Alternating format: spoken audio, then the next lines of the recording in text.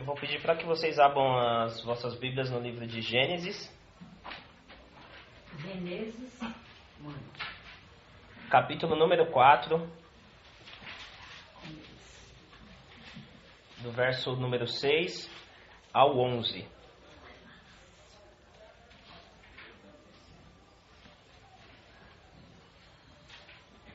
O texto diz assim: Então lhe disse o Senhor: Por que andas irado, e por que descaiu o teu semblante? Se procederes bem, não é certo que serás aceito? Se todavia procederes mal, eis que o pecado jaz à porta. O seu desejo será contra ti, mas a ti cumpre dominá-lo. Disse Caim a Abel, seu irmão: Vamos ao campo. Estando eles no campo, sucedeu que se levantou Caim contra Abel, seu irmão, e o matou. Disse o Senhor a Caim: Onde está Abel, teu irmão? Ele respondeu: Não sei. Acaso sou eu, tutor de meu irmão? E disse Deus: Que fizeste? A voz do sangue de teu irmão clama da terra a mim. És agora, pois, maldito por sobre a terra, cuja boca se abriu para receber de tuas mãos o sangue de teu irmão. Oremos. Senhor nosso Deus, Pai amado, Jesus Cristo, nosso Salvador, nós oramos a Ti neste momento, pois cremos, ó Senhor, que Tu tens uma palavra aos nossos corações, que o Senhor é o Deus em que revela a nós, ó Senhor, através das Suas Escrituras, todo o Teu plano, revela quem Tu és, quais são, ó Senhor, as Tuas vontades, e para Ti, ó Senhor, designadas a cada um de nós, ó Deus. Que Tu venhas, ó Senhor, abençoar-nos, ó Senhor, que o Teu Espírito Santo venha, assim, dar-nos, ó Senhor, a capacidade de compartilharmos a Tua palavra, bem assim também entendermos e termos, ó Senhor, o entendimento, Deus, e o Teu trabalhar ainda em nosso favor, para que nós sejamos, ó Deus, por essa semente germinada nos nossos corações e nas nossas mentes, Pai. Nós confiamos em Ti e por isso, ó Senhor, temos a certeza de que o Senhor há de nos alimentar nesta tarde, mais uma vez. Em nome de Cristo Jesus, amém. Bom, o título do sermão em que eu preparei, pela graça de Deus, é o engano do pecado. O tema, na verdade, o pecado, a centralidade dele, eu vou procurar trabalhar em duas etapas. Nesse primeiro momento, a respeito do engano em que ele causa nas nossas vidas. E posteriormente também, se assim Deus permitir, nós vamos trabalhar a respeito do estado dele, o estado do ser humano e as consequências do pecado sobre as nossas vidas. Para falarmos de pecado, um assunto que se faz bem necessário aos nossos dias, devido à falta de compreensão, por muitas vezes que há no meio cristão, no meio do Evangelho. Eu acho que é importante nós sinalizarmos quais são as consequências disso, né? Nós não poderíamos dizer, e até soaria talvez contrário, contraditório, nós dizemos que o pecado é o ponto principal. Nós assim não deveríamos entender, mas nós sabemos que toda a Bíblia é a palavra de Deus, composta por Deus, dada a cada um de nós, e todos os assuntos que são assim ditos a nós através da palavra, em que Deus revela a nós, todos eles são importantes para a caminhada nossa, para que nós realmente alcançamos esse êxito, esse plano que Deus nos designou. A palavra de Deus nada mais é exatamente de toda essa revelação, de todo o plano de Deus que é dado de forma concreta e que nós possamos perceber e assim também praticá-lo, realmente fazermos de acordo com a ajuda do nosso próprio Deus.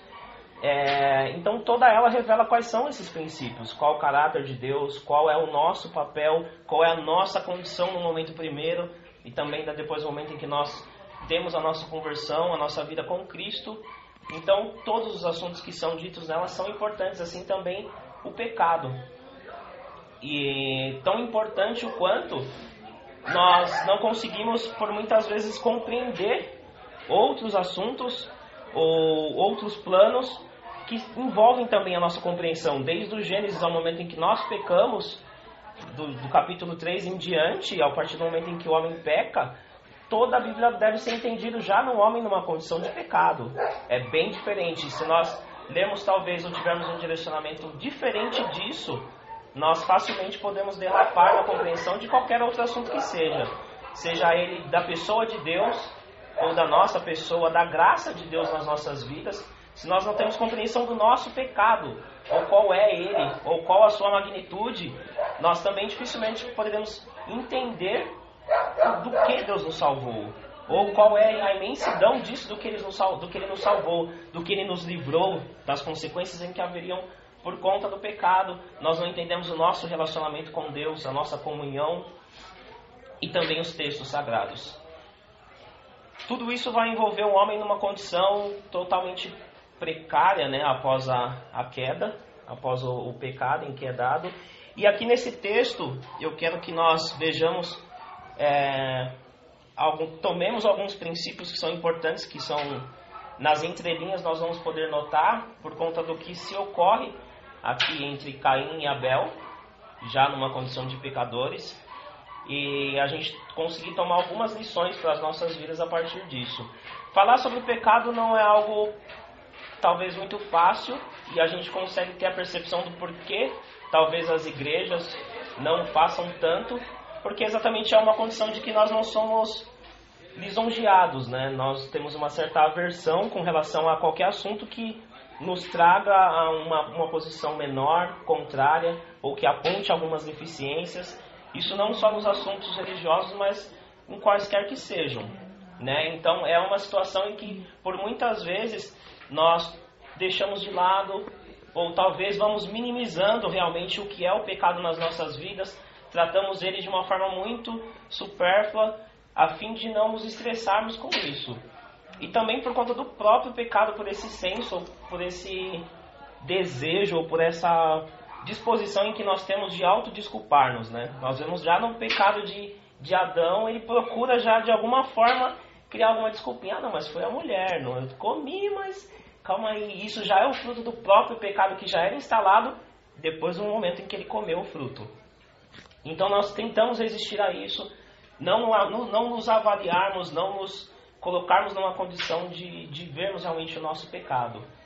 Também, a partir disso, por conta de outras deficiências em que nós não temos, falando isso no sentido igreja, né, Igreja de Cristo no total, por conta do conhecimento em que nós temos a pessoa de Deus bem mesmo.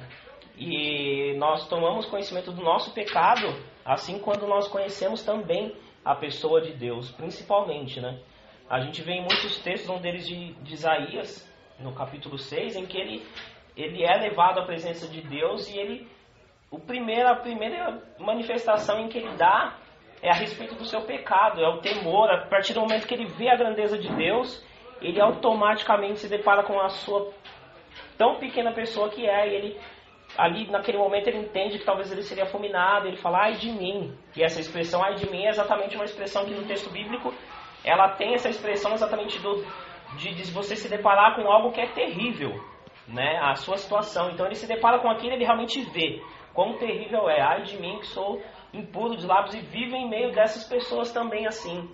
Então ele já começa, pela nossa deficiência também de compreendermos a pessoa de Deus, nós por muitas vezes deixamos de ver o valor do que é o assunto do pecado e deixamos também de tratá-los nas igrejas. E não diferente a isso, no mesmo patamar, por conta da secularização em que há do pecado. A forma que isso se tornou tão secular, não mais um assunto teológico, bíblico, mas ele é tido muito mais como algo que é errôneo nas nossas atitudes, talvez de uma forma ética ou moral, mas nós não entendemos mais como uma afronta a Deus, como algo que fere aquilo que é a vontade de Deus. Nós entendemos simplesmente como se fosse um erro ou um problema ou algo do tipo. E isso também é fruto exatamente do primeiro ponto em que nós dissemos, dos dois, na verdade, né? Por conta de nós não desejarmos tratar disso e também não conhecermos a isto, como se fosse apenas uma quebra de um padrão de regras em que existe talvez de uma doutrina, aliás, de um uso e costume da organização, então nós temos que seguir aquilo, e nós tomamos isso por pecado. Então isso facilmente, qualquer regra ou costume, ou qualquer ensinamento que é dado pelo próprio homem, nós vemos como ele é totalmente empoderado do que ele realmente é. E é empoderado justamente porque não há poder nele. Ele, com o tempo, ele pode até, por um determinado momento, ele ter uma certa resistência, mas com o tempo ele se quebra. Porque aquilo não é algo que ele se sustenta na palavra, não é algo que se sustenta na pessoa de Deus. Então ele facilmente se quebra. Eu posso muito bem colocar certas regras sobre um grupo de pessoas e elas a seguirem, mas talvez conhecendo a verdade, certamente conhecendo a verdade, isso vai ser quebrado.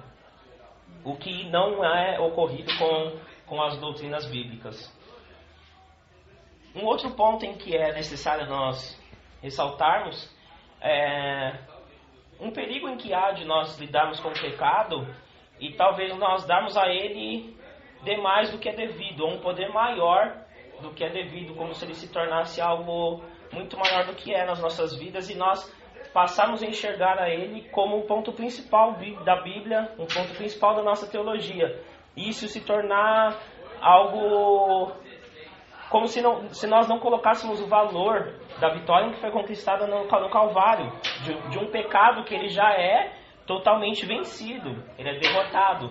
Então nós não podemos colocar ele num determinado ponto em que nós vamos viver, os nossos esforços serão direcionados a isso, e não mais a viver uma vida conforme os mandamentos de Deus, uma vida conforme o padrão em que Cristo ele nos dá. E nós passamos a direcionar os nossos esforços totalmente a nos esquivarmos das artimanhas do pecado, no nosso dia a dia nós olharmos para o pecado em todo momento e tentarmos nos disciplinar com aquilo e tirarmos a eficiência do que há na perseverança, do fato de que Deus, na pessoa de Jesus Cristo, ele nos salvou do pecado e bem como hoje ele opera em nós para que nós tenhamos essa capacidade de não mais vivermos num estado de pecado.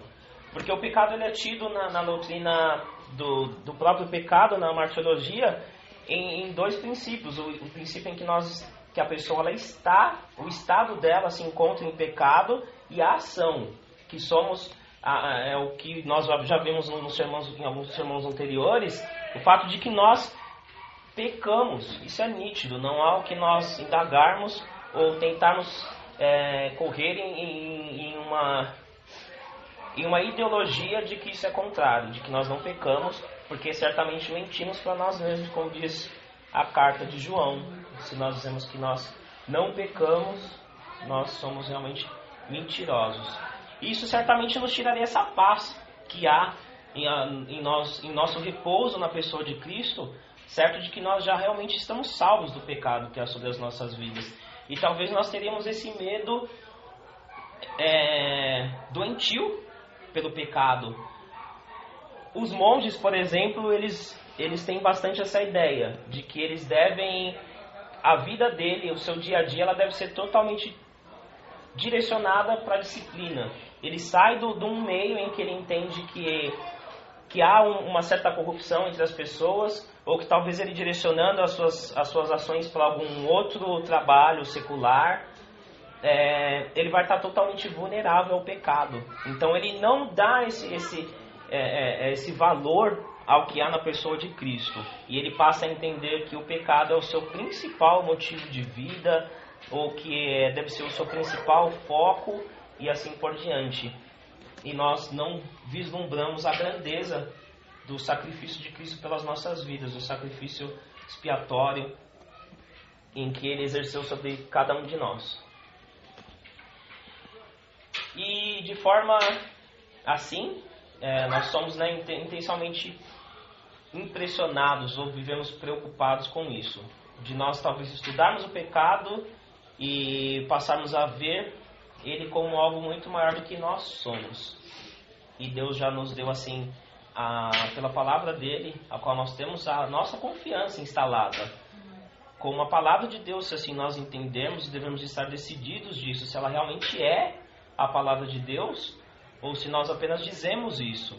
Se nós temos realmente a tranquilidade de deitarmos, de repousarmos as nossas vidas em tranquilidade na pessoa de Cristo, realmente pela paz que Ele nos dá, que é uma paz que o mundo certamente não nos dá. Mas em contrapartida nós também não podemos tampouco vê-lo como algo pormenor, nem torná-lo ele algo super e nem tão pouco algo mínimo, né? Então nós devemos entendê-lo também como algo que é necessário na nossa caminhada cristã, para que nós tenhamos exatamente o êxito pela graça de Deus, pela sua ajuda e a sua bondade. Eu quero falar um pouco, a princípio, a respeito da origem do pecado, que é um assunto que nós vamos tratar de maior forma na segunda parte, e ele se dá a partir exatamente do pecado de Adão. Com a queda do homem, nós sabemos que nós temos consequências com isso, assim como Deus já havia alertado no capítulo 2, o que era consequente a usufruir do fruto. E com isso nós temos a perda do intelecto, a morte espiritual, a morte física. E o principal ponto que nós vamos trabalhar é a entrada do pecado na humanidade. O pecado, no texto de Romanos, vou pedir para que vocês me acompanhem, Romanos capítulo 5, nós conseguimos extrair desse versículo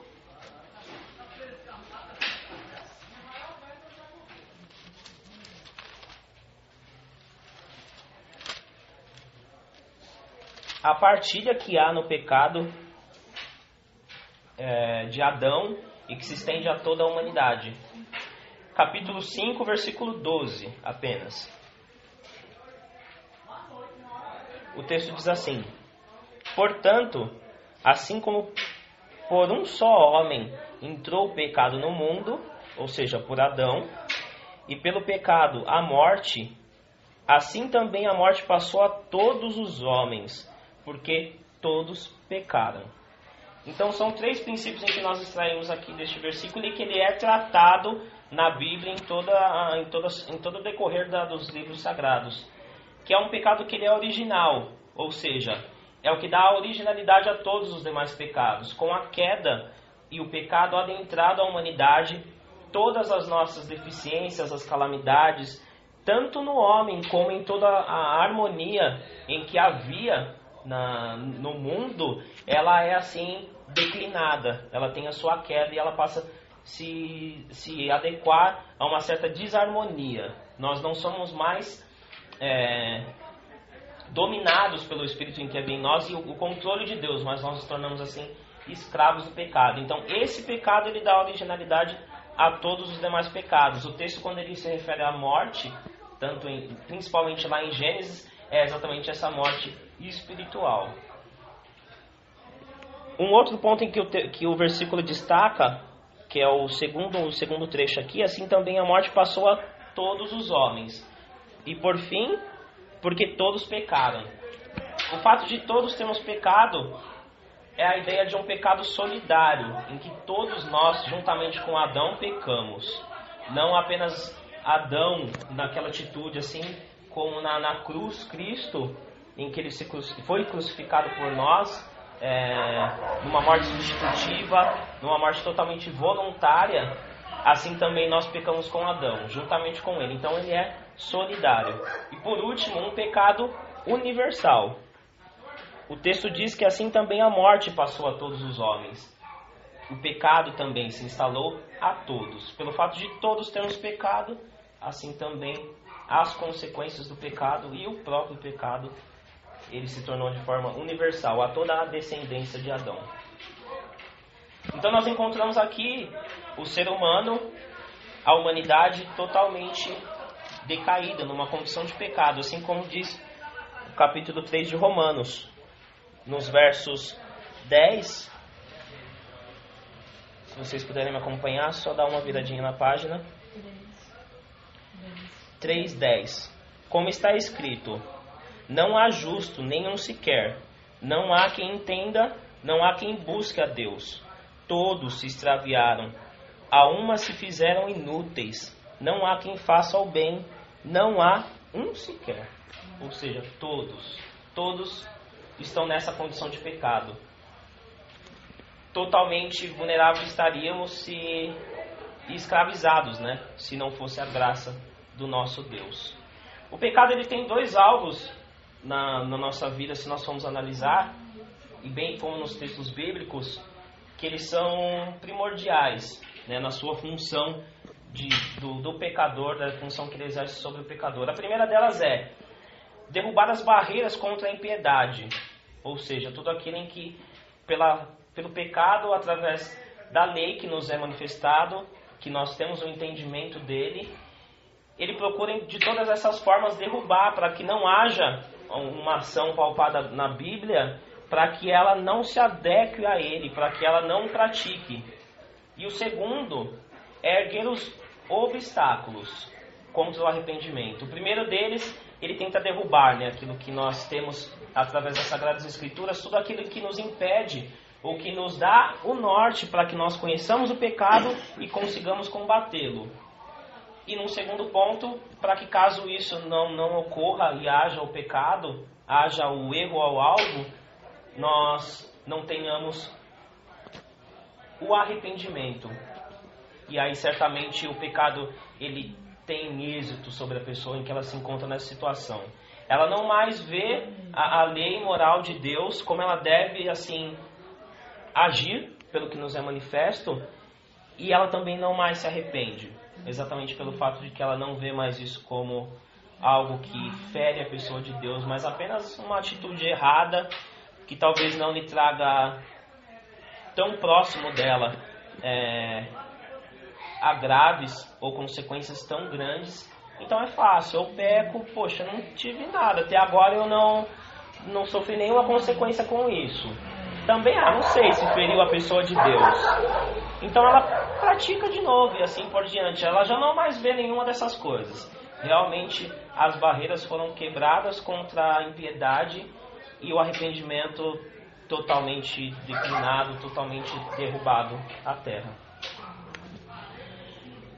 Mas um ponto que é importante que nós vamos ver aqui no texto em como o pecado ele age nessas entrelinhas e como a gente consegue trazer ele para mais próximo de nós, é como o pecado ele é enganoso, como ele procura usar de artimanhas para que a gente realmente o conclua.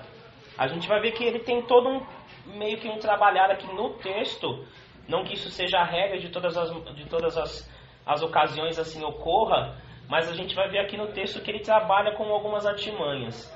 E é exatamente isso que a gente vai procurar trabalhar. Vamos para o texto. Voltando lá para Gênesis, capítulo 4.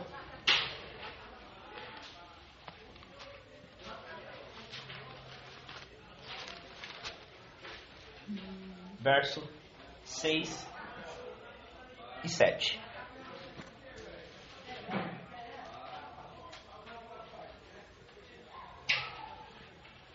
O primeiro ponto são as distrações ou os embaraços.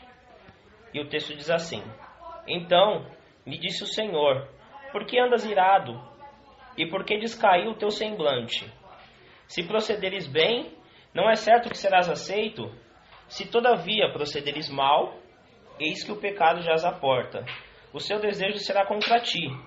E há mais uma observância. Mas a ti cumpre dominá-lo. Um texto em que deixa bem explícito essa questão do embaraço ou daquilo que nos atrapalha, dessas distrações em que são corriqueiras, e que aqui no texto a gente vai ver que Deus faz um alerta a respeito da ação em que ainda poderia ser feita a respeito do domínio sobre ele. A gente sabe que aqui no texto Caim e Abel Abel, lá nos versículos anteriores, ofereceu uma oferta a Deus, as primícias, o rebanho, a gordura, e agradou ao Senhor. Ao passo que Caim deu a sua oferta, mas Deus não se agradou. E é por isso que Caim vem se irar no seu coração contra o seu irmão e assim pratica o mal. Mas há uma observação em que Deus faz aqui ainda a Caim, e ele não a observa, exatamente o fato do domínio que ele poderia exercer sobre ele. Ainda que houvesse a incapacidade, mas Deus dá o alerta. Entretanto, Caim ele já está totalmente embaraçado com aquele plano que ele já havia maquinado, com aquilo que já havia no seu coração. Ele já não mais enxergou aquilo que Deus havia falado. Ele está totalmente embaraçado com as demais coisas. E é esse embaraço que o pecado ele procura trazer sobre as nossas vidas também. Para que nós não observamos a palavra de Deus, para que nós não observamos as ordenanças e Cristo, né, e perseveremos aquilo que nos foi designado, e nós passamos a nos embaraçar com diversas coisas no nosso dia a dia. Nós não mais lemos a Bíblia, nós não mais procuramos orar e vigiar, quais são também assim as ordenanças em que Deus faz a nós cristãos, e nós passamos a nos envolver com inúmeras outras coisas. Nós perdemos totalmente a nossa direção e nós somos facilmente envolvidos por este pecado. O cristão precisa entender que o pecado ele não vem assim explicitamente, eu sou o pecado, isso aqui é mal para você. Ele vai vir totalmente de uma forma amigável, né? Aquela coisa bem agradável ao paladar, aos olhos, à cobiça. A serpente antes de que, quando ela se encontra com a mulher, ela não fala assim, se você comer desse fruto, isso vai te fazer mal. Ou então, se você comer desse fruto, ele é gostoso, então come. Talvez se ela falasse isso, Eva não ia achar, poxa, é um fruto gostoso, mas tem outros que são muito gostosos. Deus falou que não é para comer, tá bom. Não, mas ela usa de algo muito maior. Você vai ter o conhecimento do bem e do mal, você vai ser igual a Deus, e aquilo enche o coração dela. E aí ela já é envolvida com aquilo, ela entra em todo um embaraço, e assim por diante. Assim também é o pecado nas nossas vidas. Ele vem de uma forma sorrateira, totalmente amigável, e nós nos deixamos envolver por conta de estarmos distantes, estarmos totalmente envolvidos com aquilo que não nos é necessário, com nada daquilo que contribui às nossas vidas, para que nós realmente estejamos vigilantes, para que nós realmente estejamos no plano em que Deus nos traçou. No verso de número 8, o texto prossegue e diz: Disse Caim a Abel, seu irmão, vamos ao campo. Estando eles no campo, sucedeu que levantou Caim contra Abel, seu irmão, e o matou. Aqui há algumas lições em que nós vamos extrair. A primeira delas é as falsas aspirações em que o pecado traz. Exatamente por conta desse movimento em que Caim já se encontrava, a sua aspiração, o seu desejo, o seu alvo já estava totalmente obstante, totalmente distante daquilo que é o alvo de quem caminha ao caminho de Cristo, no caminho que é Cristo.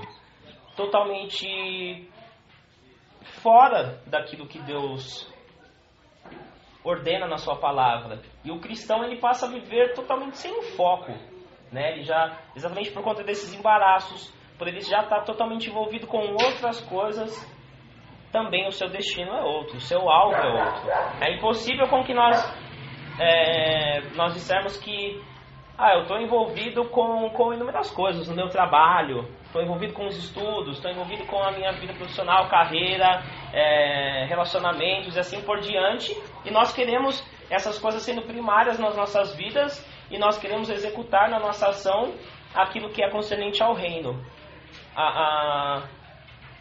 É totalmente contrário. Nós vamos ser totalmente iluminados, guiados, a partir do momento em que também nós estamos envolvidos com isso e os nossos alvos são Cristo.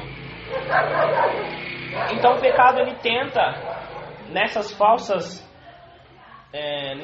desejos, trabalhar na vida do cristão, também para que por um fim ele se concretize, né? Para que num fim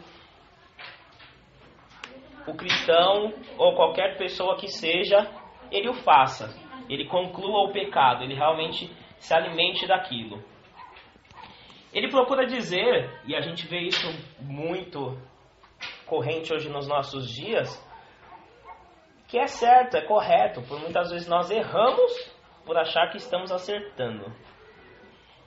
O que é bem complexo, isso a gente vai ver tanto na nossa vida corriqueira, mas a gente vai se deter à questão mesmo da religião, do verdadeiro cristianismo, em que nós vemos que as nossas aspirações hoje são por muitas vezes contrárias ao que é a vontade de Deus, por muitas e inúmeras vezes, ainda que nós estejamos nos grupos cristãos, nos grupos religiosos e assim por diante, as nossas aspirações são outras, e não adianta dizer que não, por muitas e inúmeras vezes.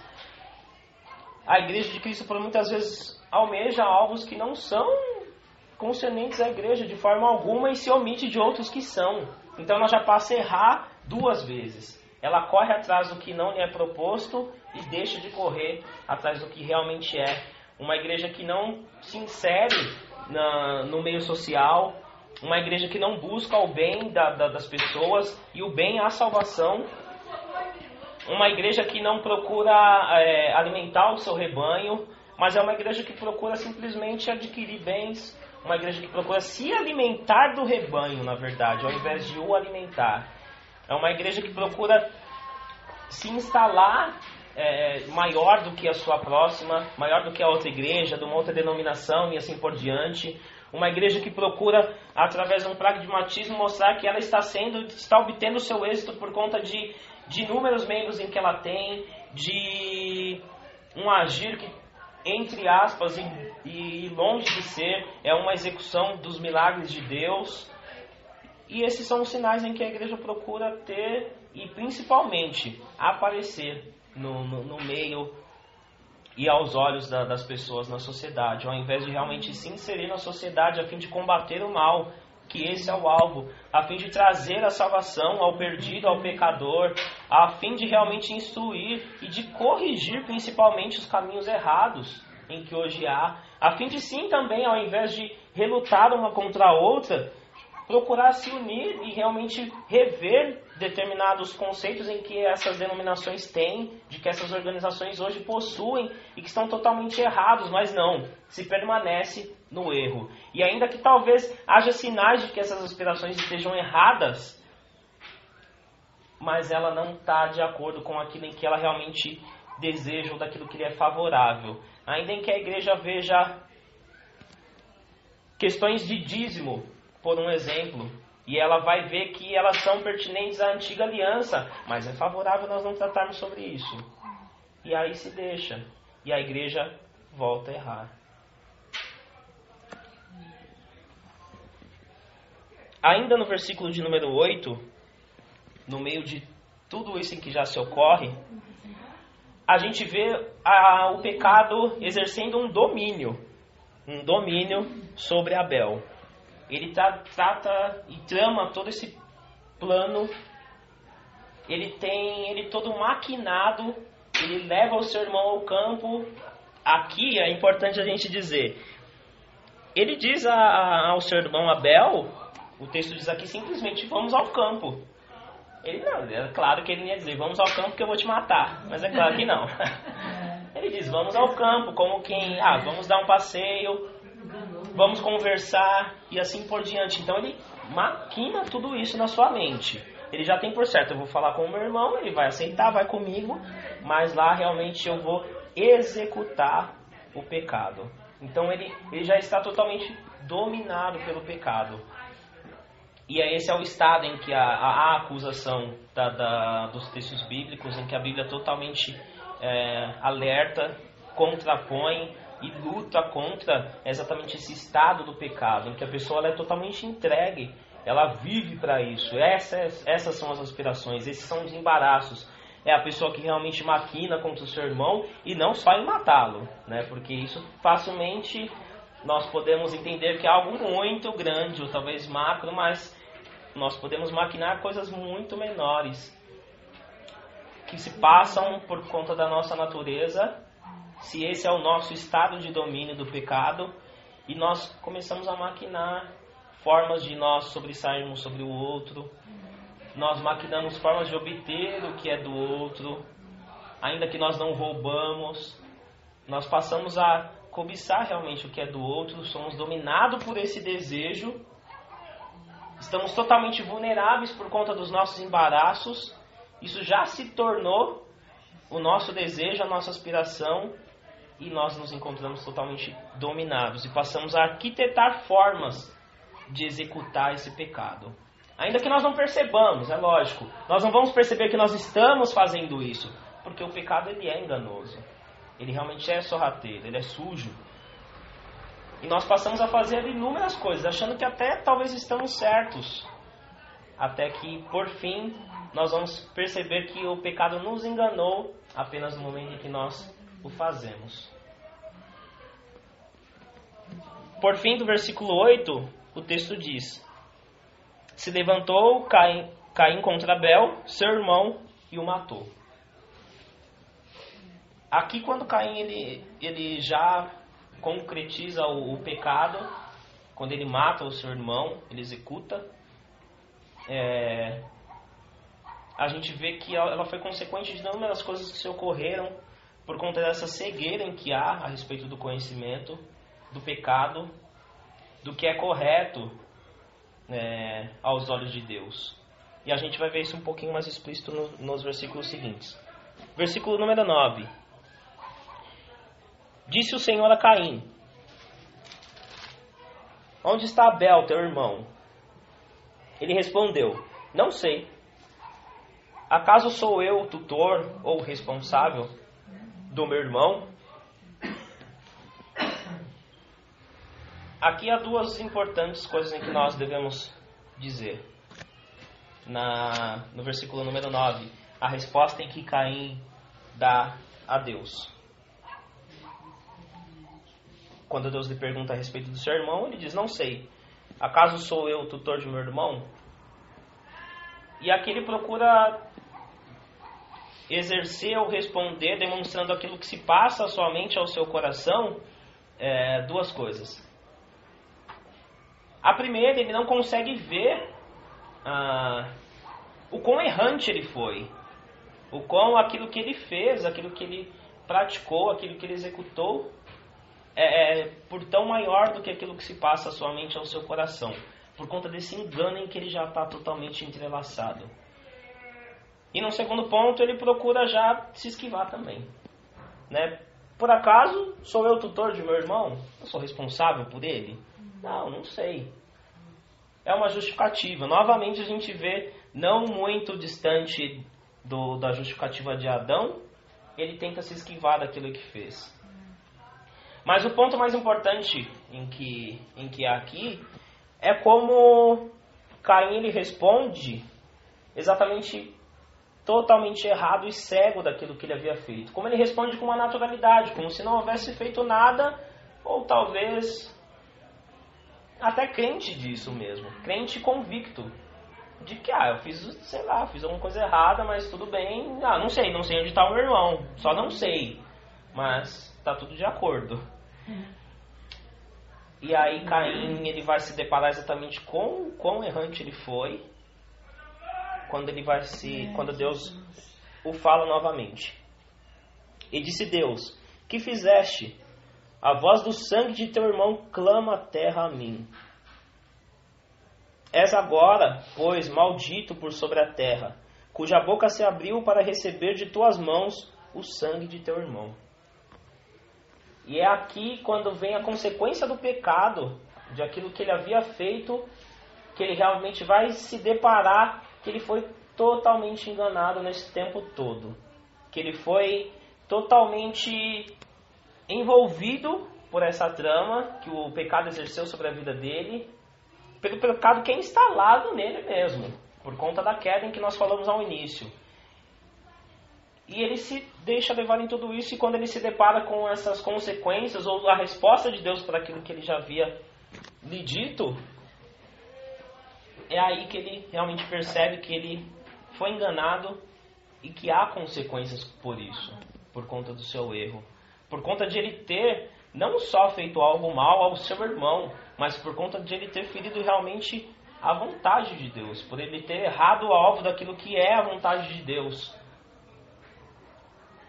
E a gente vê isso, tirando dessa lição, o quão é importante para nós conhecermos o pecado, o que é o pecado, para que nós não sejamos enganados em todo esse agir e nós não percebamos que o pecado ele está se movendo em favor de que nós erramos, de que nós realmente venhamos a não acertar, não dar a Deus a glória, não praticar aquilo que Ele nos ordena, não fazer aquilo que nos é designado. E nós vivemos uma vida que ela é totalmente longe da pessoa de Deus, totalmente longe do conhecimento de quem é Deus e quais são as suas vontades. Um Deus que se revela a cada um de nós, pecadores, e que nos dá essa maravilhosa graça, essa comunhão. Nós podemos nos achegarmos a Ele e Ele se achega a nós. E nós o rejeitarmos por conta do nosso pecado.